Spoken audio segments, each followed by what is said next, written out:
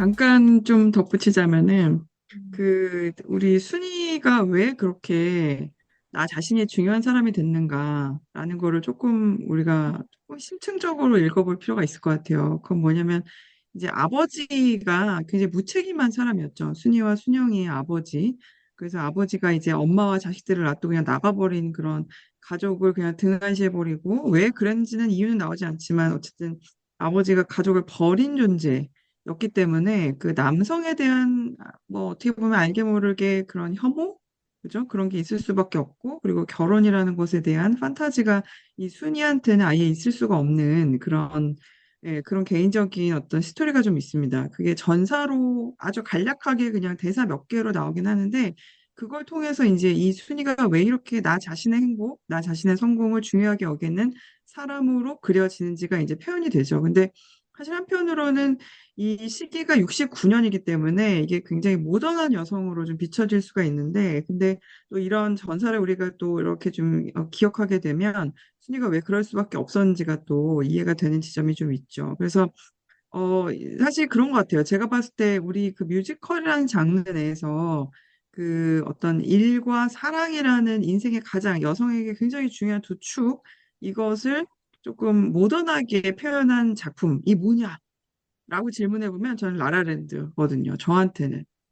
라라랜드에서 이 주인공 여성이 끝까지 고민하다 결국 내 자신의 행복을 찾아 떠나잖아요. 예, 이제 두 사람이 너무 다른 삶을 살 수밖에 없고 나는 내 길을 향해 가고 싶은데 이 남자가 있다면 약간 뭐 걸림돌이 될 수밖에 없는 그런 삶으로 살 수밖에 없는데 거기서 이제 나 자신의 행복을 찾아가잖아요. 근데 이제 그러면서 그 여성의 어떤 주체성, 그러니까 일과 사랑이라는 그 큰 축에서 무엇을 선택하느냐 이 지점에서 굉장히 주체적인 여성의 이제 모습이 나왔다고 생각을 하는데, 근데 이 고스트 베이커리는 제가 제 그 리뷰에도 좀 썼지만 보수적인 공연이다. 그러니까 여성의 선택만 놓고 보면은 굉장히 보수적인 공연일 수밖에 없다. 그러나 조금은 순위의 어떤 성격, 순위의 어떤 전사를 조금 더 들어가 보면 순위가 비로소 그 어떤 그 남성이 주는 사랑이랄까요? 자기가 한 번도 느껴보지 못했던, 한 번도 느껴보지 못했던 그 사랑, 함께 한다는 것에 대한 감각을 이제 깨달아가는 과정인 거죠. 그러니까 이게 사랑이라고 굳이 표현하지 저는 않아도 될 것 같아요. 왜냐하면 이 작품의 가장 중요한 그 이야기는 저는 영수가 쥐고 있다고 생각하는데 그 영수의 솔로 넘버를 보면은 딱 그 가사가 나와요. 나는 너한테 가난해서 아무것도 해줄 수 없지만 내가 해줄 수 있는 거는 항상 옆에 있고 너한테 잘한다고 지지해줄 수 있는 나는 그런 사람이고 그거를 나는 해줄 수 있다. 이렇게 얘기하잖아요. 근데 순이는 한 번도 그거를 어떤 외간 남자에게 느껴보지 못했던 삶을 살았던 것 같아요. 근데 이제 자기 주변에 그런 남자들이 둘씩이나 등장을 하면서 물론 유령은 앙리는 본인한테 직접적으로 말하진 않지만 사실은 우리가 아까 얘기한 것처럼 깨닫는 거죠, 이거는. 깨닫는 거죠. 감각적으로 깨닫게 되고 영수가 말로 그것을 하게 되는 걸 옆에 이제 이렇게 보게 되면서 그 사랑 이전에 내가 곁을 내어준다라는 것에 대한 어떤 구체적인 감각을 순이는 서서히 알게 된다고 저는 생각을 합니다. 그래서 그런 측면에서 순이도 일종의 성장을 하는 것이 아닐까. 일과 사랑이라는 테마만 놓고 보면 보수적일 수 있지만 순이라는 인물 자체를 우리가 좀 더 들어가 보면 순이 역시 성장하게 되는 그런 캐릭터라고 생각이 들어요. 그래서 마지막에 그 계속 그래 우리 일하자. 정말 사랑하는 유령이 떠났지만 이제 일하자라고 자기 자신을 더욱 다잡을 수 있는 것은 그런 성장의 모먼트가 이 사람한테 있었기 때문이 아닐까라는 생각을 좀 해봤습니다. 순이라는 인물을. 그리고 이제 말씀하신 거에 덧붙여서 또 얘기를 하고 싶은 점이 그 원한에 대해 잘 모르겠다라고 했는데 제가 보다 보니까 이제 유령에 대한 원한도 방금 레베카님께서 말씀해주신 부분과 어느 정도 일맥상통한다고 생각을 해요. 이 유령이 자신이 드러내고 싶을 때 사람한테 드러내고, 이제 또 파란 불빛을 받으면 이제 안 보이는 건데, 뒤로 갈수록 원한이 풀리는지 계속 이제 깜빡깜빡거리고 안 보여지게 되잖아요. 근데 저는 이제 깜빡깜빡 되는 부분이 특히 이제 결정적으로 내가 스스로 사라지는 부분이 보면 나상모한테 화를 내고, 너 때문에 화난 게 아니라 순이한테 그러지 마. 안 갚음하지 마. 이게 사실상 나보다 이제 남을 더 생각하게 된 거죠. 그리고 이제 그 처음 내가 일부러 사라진 게 아니야 하는 부분도 그 앙순이 케이크에 이름을 원래 내 이름만 붙이자고 막 주장을 했던 친구가 네 이름도 같이 붙이자라고 하는 부분이고 그 점에서 봤을 때 어쩌면 이 원한이 성공에 대한 열망이라기보다 나 자신에 대한 집착이 아니었을까라는 생각을 이제 보면 볼수록 하게 되거든요. 이 나 자신에 대한 집착이 이제 점점 넓어지고 상대를 생각을 해가면서 이제 그 부분을 주제상으로 보면 원한이 어쩌면 그게 아닐까라는 생각을 요즘 들어 이제 하고 있고요. 음, 굉장히 좋은 해석이고요. 그런 점에서 이제 이 작품은 함께하는 것에 대한 것, 그 감각, 함께 하지 못하는 누구라도 그 감각을 깨닫게 되는 거죠. 뮤지컬에서 저는 되게 중요한 게 어떤 감각을 환기시켜주는 거, 우리에게. 이런 공동체에 대한 감각, 연대의 감각, 어떤 함께하는 것에 대한 그런 감각, 이것을 정서적으로 이렇게 불러일으켜주는 것이 저는 뮤지컬에도 되게 중요한 기능 중에 하나라고 생각하거든요. 예, 근데 이제 그게 이 작품에 있습니다. 맞아요. 네. 전 참 이 윌휴 콤비가 특히 저번에도 이제 레베카님이랑 말을 나눴던 것 같은데 그 사실 사람이 살아가면서 뚜렷하게 기억은 하지 못하지만 그 어떠한 감정을 처음 느꼈을 때 그 기분이 있잖아요. 어쩌면 해피엔딩에서도 그 로봇들이 새로 처음 사랑을 알아가는 모습도 그렇고 이제 그 유령과 순이가 처음 그 감각을 깨닫는 것도 그렇고 뭔가 보면서 아, 그렇지 싶었던 그때 이제 감정과 기억을 어렴풋이 떠오르게 한다는 점에서도 좋은 것 같고요. 그리고 또 이제 하고 싶은 얘기가 있다면 또 음악을 절대 빼놓을 수 없다고 생각을 해요. 윌류 작품에서. 우선 이 작품은 아까 말씀하셨던 것처럼 현악을 정말 좋아한다고 하셨는데 저도 현악을 너무 좋아하거든요. 보면 아마 6개 정도 이제 프로그램북이 나와서 보니까 세션에 이제 피아노 컨덕터 한 분, 그리고 바이올린, 퍼스트 바이올린하고 세컨 바이올린하고 비올라를 함께 하세요, 한 분이. 그리고 첼로 기타. 그리고 마지막에 호른 이렇게 계시는데 이제 6개 중에 4분이 이제 스트링이시고요. 그리고 이제 중간중간 나오는 클라리넷은 이제 녹음을 사용하신다고 합니다. 그리고 퍼커션도 되게 많은 소리 나오는데 그것도 녹음인 것 같아요. 근데 이제 이 작품의 윌 에런슨 작곡가님의 뭔가 특징을 하나 꼽자라고 하자면 저는 리프라이즈를 굉장히 적극적으로 사용했다는 점인 것 같은데요. 예전에도 이제 그 라이트 모티프 활용 굉장히 잘하셔서 좋다는 이야기를 했었는데 그걸 굉장히 언더스코어적으로 많이 사용을 하셨어요.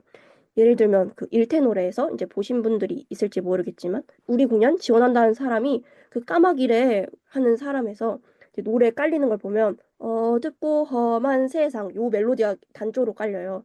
이런 식으로 굉장히 언더스코어적으로 뭔가 집중을 해야만 알 수 있게 나왔었는데 이번 공연에서는 리프라이즈가 많은 곳에서 나와요. 처음에 이제 우선 그 순이의 혼자 부르던 한 사람이란 넘버도 순이가 부르면서 나오고 순영이 언니, 순이의 언니가 불러주는 장면에서 똑같이 나오고 한 사람으로 그리고 마지막에 피날레에서 우리 영수야, 우리 베이킹 시작하자 하고 이제 깔리는 음악도 또 한 사람인데 여기서 또 유령이 마지막 구절을 부릅니다. 이렇게 완전 적극적으로 사용한 것도 그렇고 그리고 또 이제 여기 프로그램에 나오면 두 가지로 나온다고 하는데요. 처음에 그 처음 나오는 오프닝 곡 있죠? 그 프롤로그 시간은 서늘하게 흐를 텐데 그 다음에 나오는 그 나는 될 거야 최고의 베이커. 요게 이제 성공 테마로 나온다고 하시고 이제 또 예술 테마는 밀가루 계란과 설탕 요게 이제 또 예술 테마라고 하세요. 근데 요걸 보면 두 멜로디 모두 순위가 시작을 하지만 보면 과거에는 유령과 또 나상로도 이 테마를 불렀었고 또 그리고 보면 또 평행선 같다고 했었는데 요 테마가 처음에 순이가 순이 베이커리를 할 때 나오는데 어서 오세요 요게 또 순이 베이커리 할 때 나오는데 보면 실제로 순이가 고스트 베이커리 차리고도 또 나와요. 그리고 이제 계약을 하고 완전한 베이커리가 됐을 때도 나오고 이런 점에서 되게 리프라이즈를 굉장히 적극적으로 사용하셔서 이제 처음 보고 아까 말씀드렸던 먹을 분들도 봤을 때, 이게 리프라이즈구나. 똑같은 노래 또 나오는구나. 근데 다른 의미에 사용됐구나. 이렇게 잘 보여주는 점에서 또 저는 또 재밌게 봤습니다. 제가 이제 조금 약간 뭐랄까, 드리고 싶은 말씀은, 사실은 이제 우리 초반에 LP님도 얘기를 했지만, 윌휴가 만든 극이다라고 하면은 다들 이제 신뢰감이 생겨가지고, 윌휴에게, 콤비에게, 뮤지컬 이제 많이 보시는 분들은 기본적으로 가야겠다, 이런 마음을 품을 수밖에 없다고 생각하고, 그리고 뭐 일테노래를 잘 봤다, 그러면은 당연히 이제 신작을 한다, 그러면 궁금할 수밖에 없잖아요. 근데 이게 어떤 한국의 창작 뮤지컬이라는 큰 틀에서 보면 또 이런 거죠. 그러니까 말하자면은 이 크리스마스 시즌에 되게 잘 어울리는 말하자면 이 일반 관객들이 되게 좋아할 법한 판타지 로맨틱 코미디라는 장르적 문법을 되게 잘 따라가는 그런 스타일의 공연으로 잘 나왔어요. 어떤 지점들을 잘 건드려주면서.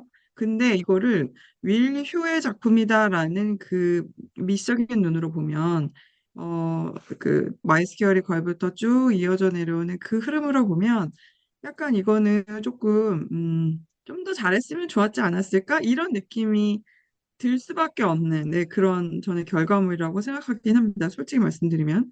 왜냐면 이 앞에 걸출한 일테노르라는 작품이 있었기 때문에 더더욱 그럴 수밖에 없고, 그리고 지금 브로드웨이에서 하고 있는 그 메이비 해피엔딩, 어쩌면 해피엔딩이 지금 그 이제 5월 1일, 올해 5월 1일 날 토니 어워즈 2번 노미네이션이 딱 이제 발표가 되는데, 지금 여자 주인공, 그다음에 무대 디자인, 작품상에서 다 거론이 되고 있거든요. 지금 후보로. 그래서 이런 상황이기 때문에 얼마 전에 2차 그 운영위원회가 열렸는데 여기 지금 메이비 해피엔딩이 되게 적극적으로 논의가 되고 있는 걸로 알고 있어요. 그래서 이제 이랬을 때 이 전작 두 작품을 놓고 보면 고스트 베이커리를 어떻게 이걸 위치시키면 좋을까 이 좌표를 이런 고민을 할 수밖에 없게 만듭니다. 그러나 저는 그럼에도 불구하고 이 작품을 이 콤비가 내놓을 수 있었다는 것이 저한테는 굉장히 중요한 어떤 그 사인으로 읽혀요. 그건 뭐냐면, 이제 전작들이 너무 흥행에 성공하고 좋은 평가를 막 평단과 관객 모두에게 받게 되면, 그 다음에 내놓는 게 굉장히 부담입니다. 어떻게 할 거예요? 그걸 뛰어넘어야 되거든요. 이 둘은 뭔가 다른 걸 보여줘야 됩니다, 또. 그런데 그 부담감에 쌓여 있으면 영원히 못 내놔요, 작품을. 저는 그렇게 생각해요. 영원히 내놓을 수가 없습니다. 부담감에 쌓여 있으면. 한 번쯤은 약간 가볍게 가볍게 본인들이 정말 하고 싶은 거 한번 보여주고 그다음에 또 시간이 지난 다음에 또 정말 또 유의미한 것들을 하나씩 보여주고 하는 스탠스도 저는 창작자들을 이렇게 뭐랄까요? 굉장히 저는 창작자를 옹호하는 입장이기 때문에 어떤 창작자든 그런 입장에서 봤을 때는 저는 박수를 보내고 싶다. 이런 이제 입장인 거죠. 그렇게 좀 말씀을 드리고 싶습니다. 아니, 우리 저 조이님 너무 얘기 없었어. 뭐, 이거 그러니까요. 안 보셨어요? 보셨는데 저 너무 궁금해요, 후기가. 을 놓쳤는데, 저 이거 재밌게 보고 왔어요. 저 프리뷰 기간에 봐서 그런지 사실 살짝 정신없는, 아직 정돈은 안 된 걸 보긴 했는데, 뭐 그거는 감안하고, 제가 사실 빵순이에요. 자타가 공인하는 빵순이고, 빵을 만들어 먹을 정도로 너무 좋아해서, 고스트는 난 모르겠고, 베이커리가 저는 띄었거든요. 베이커리의 그 빵 만드는 장면 이런 거 되게 기대하고 갔는데, 워낙 전문적인 영역이라 무대에서 표현하기 힘들다는 것쯤은 잘 알고 있죠. 그럼에도 불구하고 너무 뚝딱 하니까 케이크가 나오더라고요. 그래서 역시나 이거 케이크 만드는 거 너무 너무 쉽게 갔다 이런 아쉬움이 그냥 빵순이로서는 있었고 이게 이제 뭐 순이의 그러니까 그 당시에 여성이 자기 꿈을 찾아 나가는 뭐 이렇게 해석하시는 것도 재미있고 제가 해석하기로는 이제 저는 빵을 예전에 잠깐 공부도 했었고 빵의 역사를 돌이켜 봤을 때 이 시기가 막 빵이 막 붐이 일어났던 시기거든요. 1960년대, 70년대. 저희 이 청자분들 중에 혹시 연륜이 있으신 분들 기억나실지 모르겠는데 분식 장려 운동이라는 게 있었어요, 우리나라에. 쌀이 모자라가지고 쌀 대신 뭐 다른 거 좀 끼니를 해보자. 그래서 그때 약간 빵 붐이 있었어요. 음. 그러니까 빵이라는 게 아까도 언급해 주셨겠지만 그 프랑스 음식인데 서양 음식인데 이제 우리나라가 잘 만들기까지가 좀 오래 걸렸을 거 아닙니까? 근데 그때 잠깐 빵이든 떡이든 약간 분식으로 이렇게 끼니를 때우자 이런 시기가 있었는데 이제 그때 우리나라가 빵을 막 도입을 했을 텐데 요 배경이 마침 그때를 연상하게 하더라고요. 60년대, 70년대 배경이라고 해서. 그래서 약간 그때 얘기인가 했는데 약간 그 부분은 안 나왔길래 그냥 저는 뭐 그거에서 착안한 건 아닌가 보다 이러고 이제 지나갔는데 그 이제 나상모 베이커리가 나오잖아요. 근데 빵순이라면 이제 김영모 베이커리를 다들 알 거예요. 네. 유명한 네, 명장분이시죠. 저희 그래서 동네에 있습니다. 그쵸? 그러니까 나상 필일 수도 있었는데 나상 모라고 하는 바람에 저는 김영모 씨가 바로 떠올랐어요. 그래서 이런 것도 약간 한국 역사적으로 약간 고민을 하시고 쓴 것 같다. 이런 생각을 했고 여기까지 이제 빵순이의 관점에서 말씀을 드린 거고요. 이제 음악인의 관점으로서 얘기를 드리자면 뭐 윌이 음악 잘 쓰는 거는 제가 말할 필요가 없지만 또 현악 잘 쓰는 것도 말할 필요가 없고 이 극 역시 굉장히 서정적이죠. 굉장히 서정적으로 시작해서 서정적으로 끝나고 편곡들이 워낙 그렇게 또 돼 있고 그 안에서 왜 우리 대사도 이렇게 평범하게 말하다가 툭 튀는 단어나 툭 튀는 어양을 쓰면 튀게 돼 있잖아요. 근데 음악적인 언어로서도 충분히 그렇게 만들 수가 있단 말이에요. 장르적으로. 저는 그 부분을 영수한테서 찾았어요. 아까 이제 레베카님이 영수가 키다. 약간 이거는 영수에게 집중해서 좀 풀면 또 다른 게 있다라고 말씀하신 것처럼 거기에 굉장히 공감을 했는데 음악적으로 영수가 키를 쥐고 있어요. 뭐냐면 다 클래식적인 선율, 클래식적이고 서정적인 편곡 안에 영수 혼자 R&B를 부르거든요.